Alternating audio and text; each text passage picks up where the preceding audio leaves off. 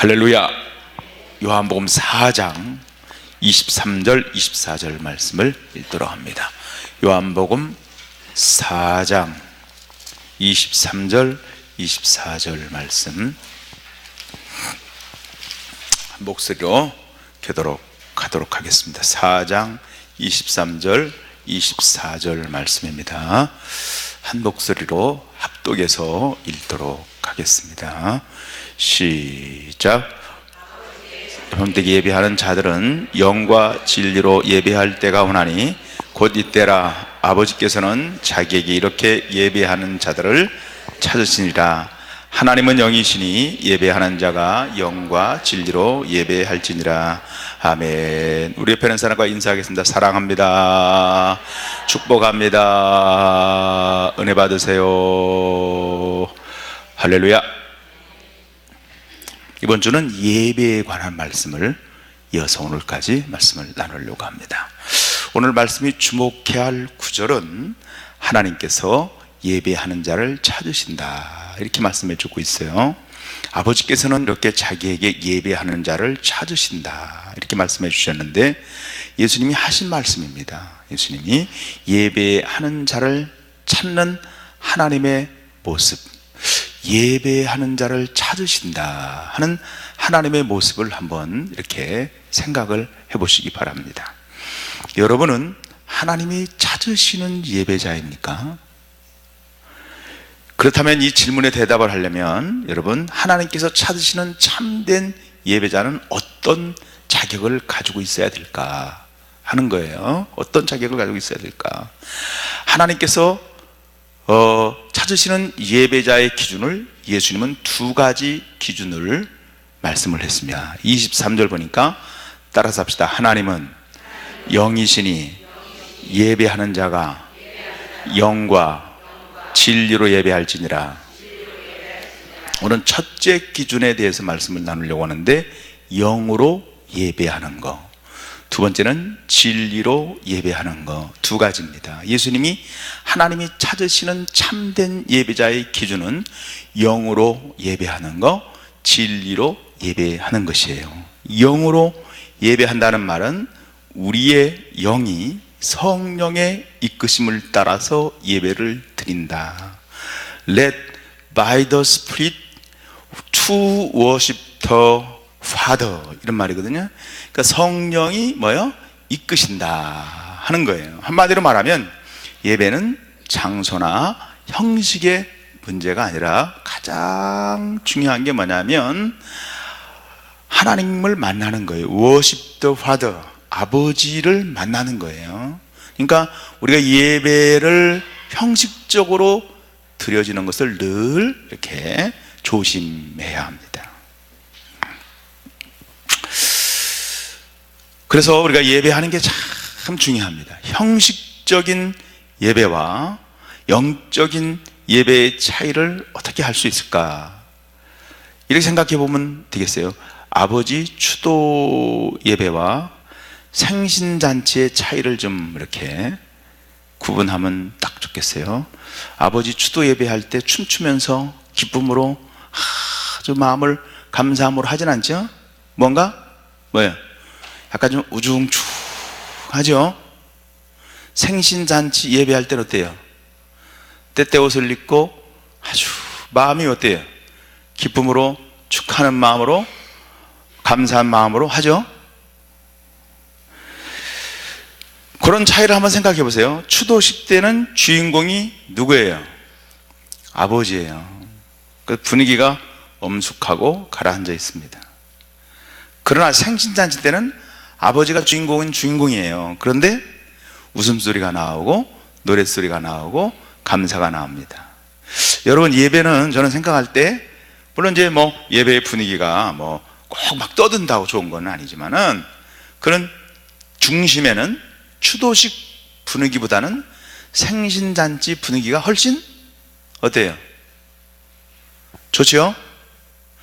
여러분, 우리가 예배 드릴 때마다 예수님 이야기를 합니다. 그러나 예수님께서는 그 자리에 함께 계시다고 믿지 않으면 형식적인 이렇게 예배가 될 수밖에 없어요. 그러니까 마음 자세가 예배 드리는데 예수님 계시다 이런 생각 않고 그냥 예배에 내가 참석했다 그러면 그냥 그 마음 자체가 어떤 거 생각해보세요. 오늘 예수님께 드린다, 예수님 이곳에 계시다, 이런 마음으로 오는 거하고 그냥 참석한다 그런 의미하고는 좀 다르죠. 오늘 여러분 금요기도 나올 때 내가 참석하러 왔지 이렇게 마음을 가지고 온 사람하고, 내가 간절한 마음이 있고 내가 뭔가 문제를 해결해야 되고 내가 기도 제목이 있고 간절함이 있으면 어때요? 지금 참석하는 태도가 어떻겠어요? 다르죠? 그냥 참석했다는 거하고 내가 기도 제목을 가지고 오늘 하나님을 만나야 되고 응답을 받아야 되고 내 문제를 해결해야 되고 그런 간절함을 가지고 나왔을 때 여러분 어떻겠어요? 엉뚱한 생각 들어요, 안 들어요? 찬양 한 장을 드려도 마음이 집중하게 되고 은혜가 되어지고 간절함이 생기고 그리고 하나님을 만나야 되고 하나님의 역사를 고대하지 않겠어요? 그렇죠? 그러니까 내가 지금 예를 들어서 지금 자녀가 아프다, 얘가 지금 병원에 입원해서 지금 치료를 받아야 하는데 의사가 볼 때는 치료에 한계가 있고 잘 치료가 되지 않고 약도 잘 안 듣고 계속 병이 악화돼서 하나님 앞에 기도해야 되겠다. 오늘 이 자리에 부모된 심정으로 참석했다면 와가지고 그냥 느긋하게 아무 생각도 없이 적당하게 가려고 생각하지 않죠? 찬송과 기도가 뭐예요? 간절해지고 주님을 만나야 되고 응답을 받아야 되겠다고 앉아있는 태도와 여러분 그냥 참석해야 되겠다 하는 것은 그런 자세가 하늘과 땅과의 차이라고 이야기할 수 있어요. 그러니까 예수님이 오늘 이곳에 계시고 예수님 만나야 되겠다고 생각하고 예수님의 응답을 받아야 되겠다고 생각하면 여러분 그렇게 생각하자면 형식적인 예배에 드릴 수가 없죠. 주님이 계시다, 오늘 주님이 여기서 역사하신다 생각하면 우리가 형식적으로 예배가 드려지지 않습니다.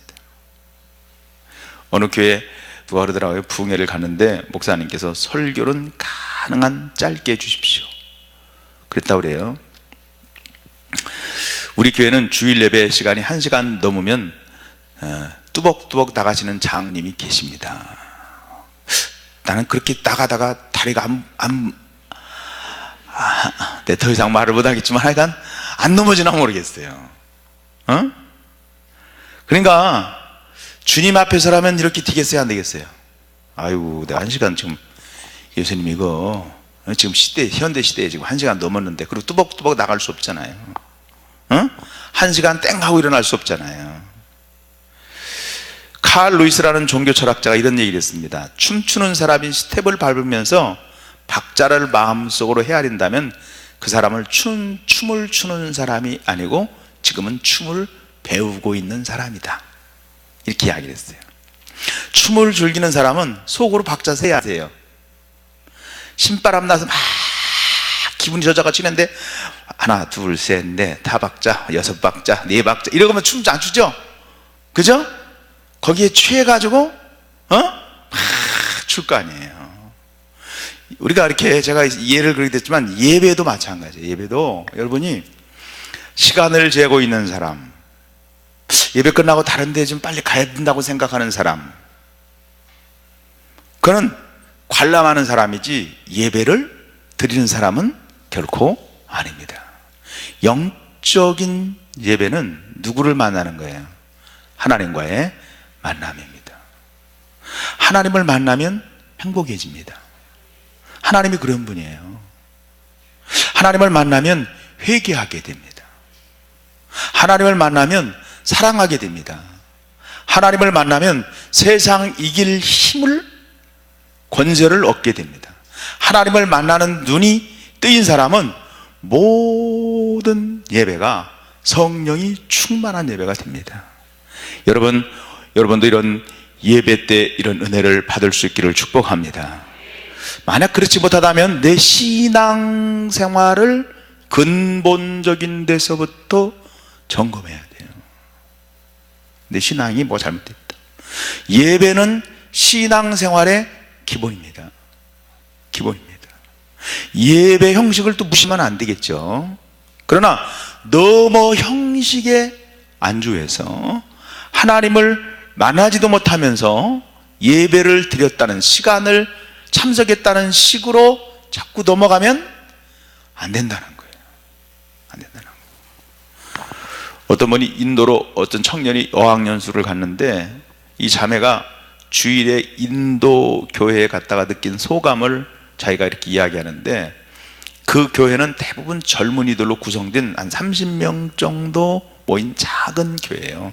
대부분 힌두교를 믿는 나라에서 그렇게 예배를 드리는 것이 쉽지 않고 예수 믿는 사람이 많지 않은데, 그 예배를 드리는 모습에서 자기가 인도 사람이죠, 큰 은혜와 도전을 받았다는 거예요. 이들이 정말 열정적으로 찬양하면서 성령님의 임재에 울고 간절히 간구하고, 그 힘을 얻지 못하면 힌두교라고 하는 그런 상황에서 신앙생활하기가 어려워요. 환난과 핍박이 있고 어떤 상황이 어떻게 될지를 모르는 상황입니다.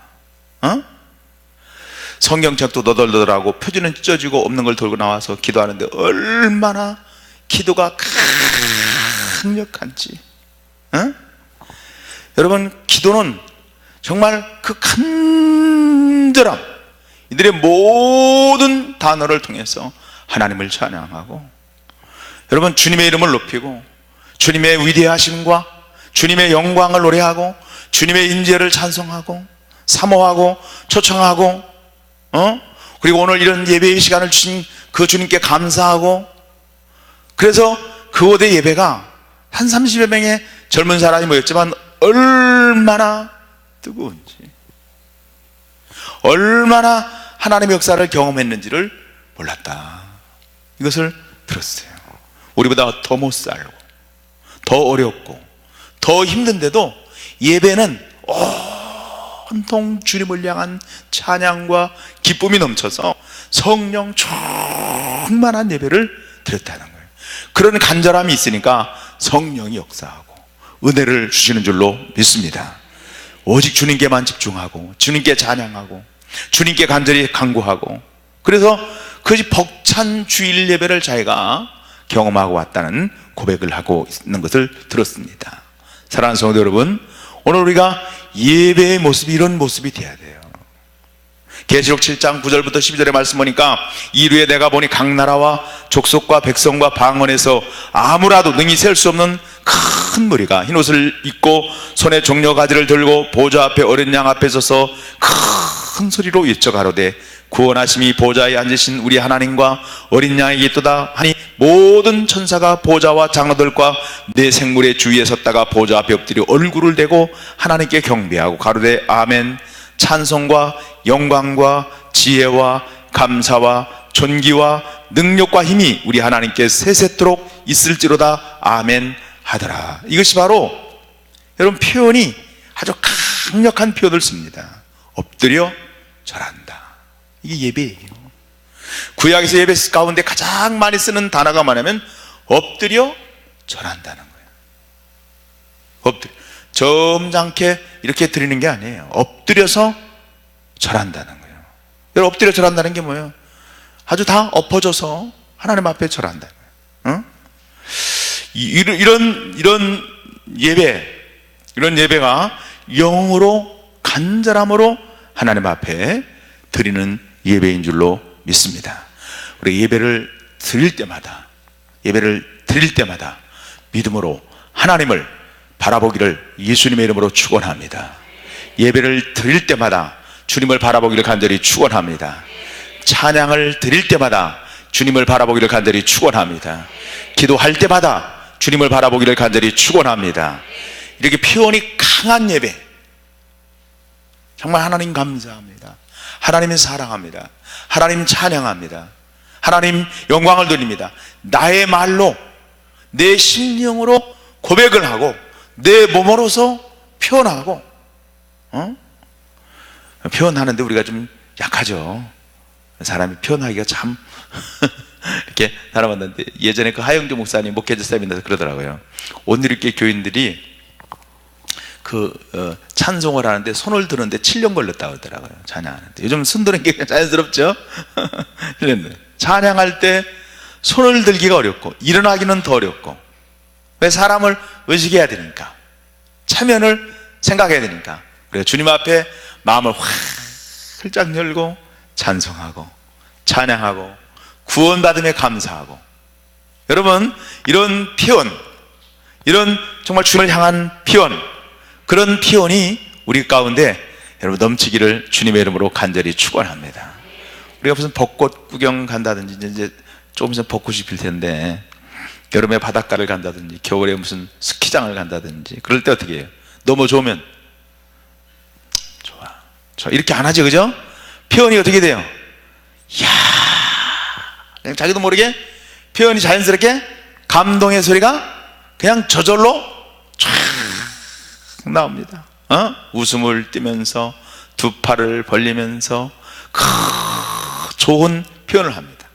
사람을 만나도 그렇잖아요. 너무 고마운 사람, 너무 반가운 사람, 그런 사랑스러운 사람 만나면 어때요? 그냥 멀뚱멀뚱 쳐 있을 수 없죠. 얼굴 표정이 달라지고 악수를 하고 수다를 떨고 그 표현을 하잖아요. 반갑다고. 영적 예배를 드리는 성도가 그렇다는 거예요. 예수님을 만난다. 형식적으로 있는 게 아니라, 참석하는 관람객이 아니라, 여러분 예배에 제가 주일 낮에 통성기도를 하는 이유가 여기 있어요. 처음 오는 사람은 또 그게 불편하다고 하는 분도 있어요. 왜냐하면 통성기도 하는 게 불편하다, 그런 분도 가끔 가다가 듣습니다. 또 세련되지 못하다, 그런 말도 하는 사람이 있어요. 여러분, 통성기도 하는 것은 교인들이 개인적으로 예배에 참여하려고 하도록 하는 거예요. 내가 예배를 드릴 때 대부분 교인들은 할 일이 별로 없어요. 가만히 앉아가지고 입만 벌렸다 그냥 가면 돼요. 그게 아니라 목회자가 예배 인도하고 대표기도 하고 찬양대 찬양하고 목사님 설교하고 축도하면 끝납니다. 그 자리에 앉은 사람은 슬픔이나 기쁨이나 간절한 소음이나 이런 게 내가 할 수 있는 시간이 없어요. 그래서 또 통성기도를 꼭 제가 시키는 이유가 여기에 있어요. 찬양도 마찬가지입니다. 내 목소리로 하나님께 찬양을 직접 올려야 돼. 그래서 찬양 인도하는 사람이 소리를 좀 적게 해야 돼. 그래서 다른 사람도 같이 부를 수 있도록. 우리 듣는 게 아니에요, 같이 하는 거예요. 그래서 하나님을 향해서 고백의 찬양을 담은 곡을 되도록 선택을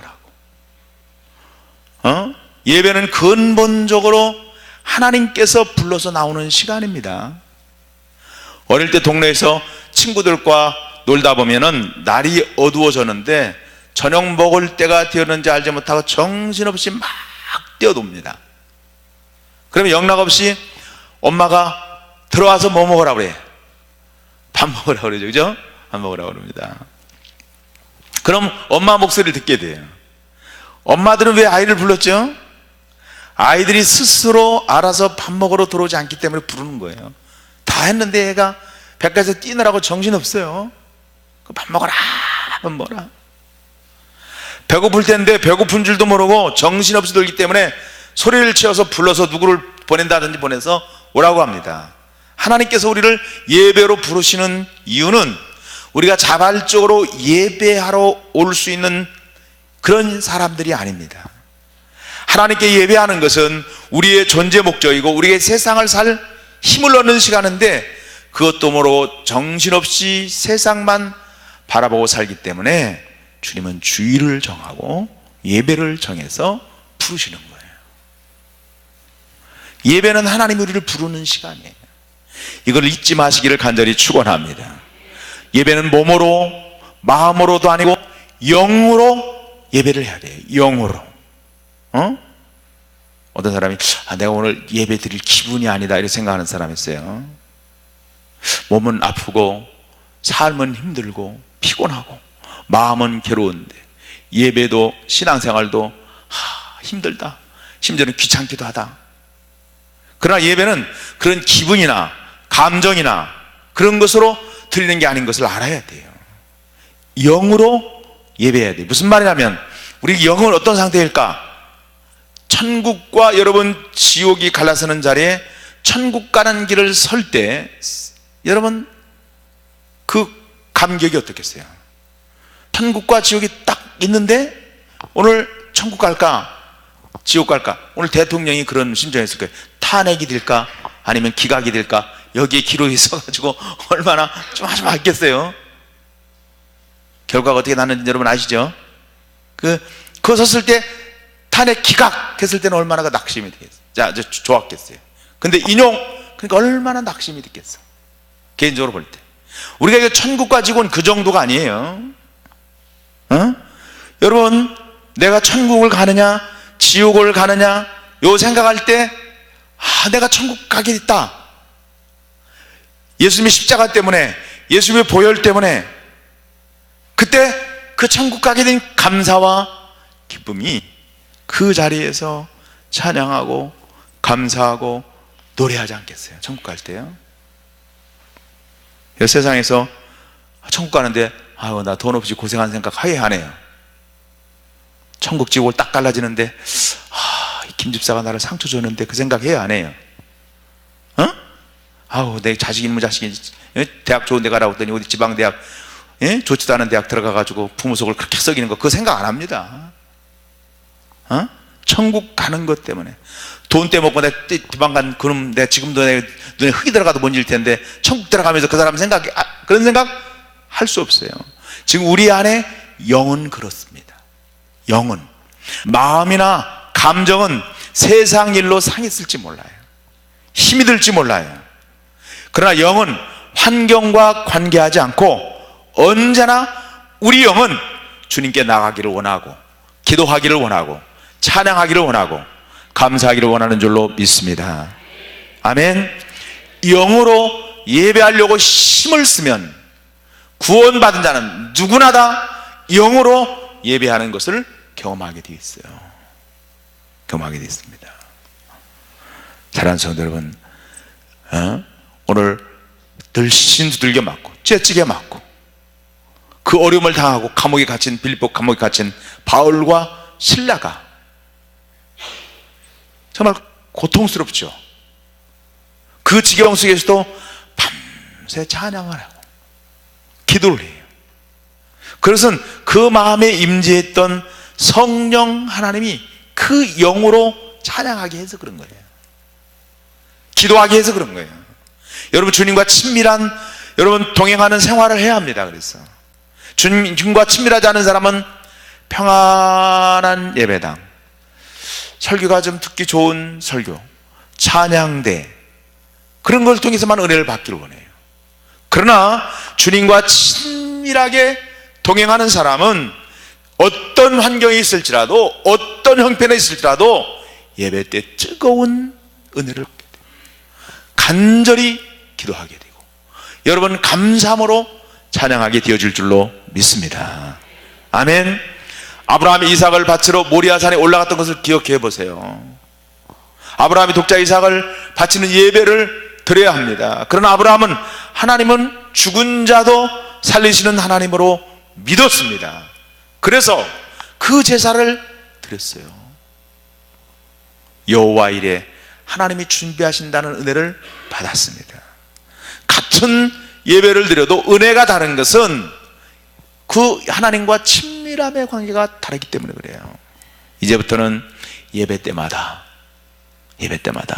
찬송할 때마다 내 느낌이나 감정이나 환경이나 집에서 속상한 거나 또 그날 컨디션을 내려놓으시고 그걸 내려놓으시고 때로는 마음이라는 건 즐거울 때도 있지만 힘들고 짜증나고 지칠 때 있죠.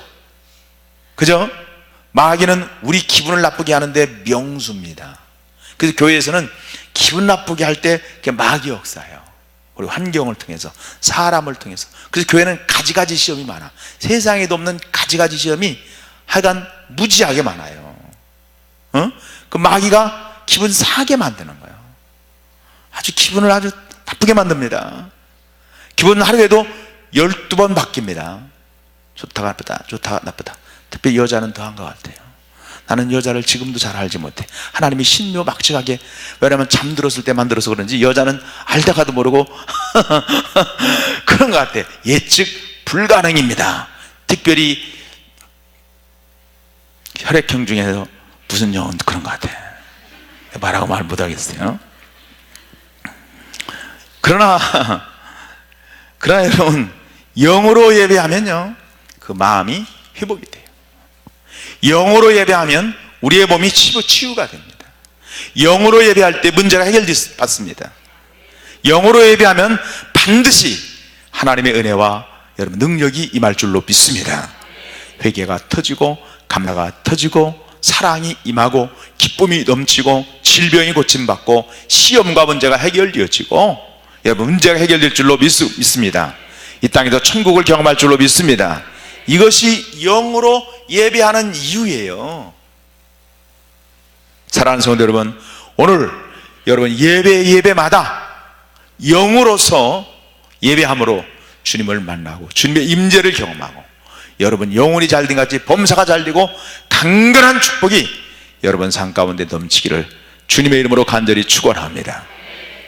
예수 우리 왕이여 이곳에 오셔서 보좌로 임하여 주셔서 우리의 찬양을 받으시옵소서. 주님을 찬양하오니 주님을 경배하오니 왕이신 예수여 좌장하사 우리를 다스려 주옵소서.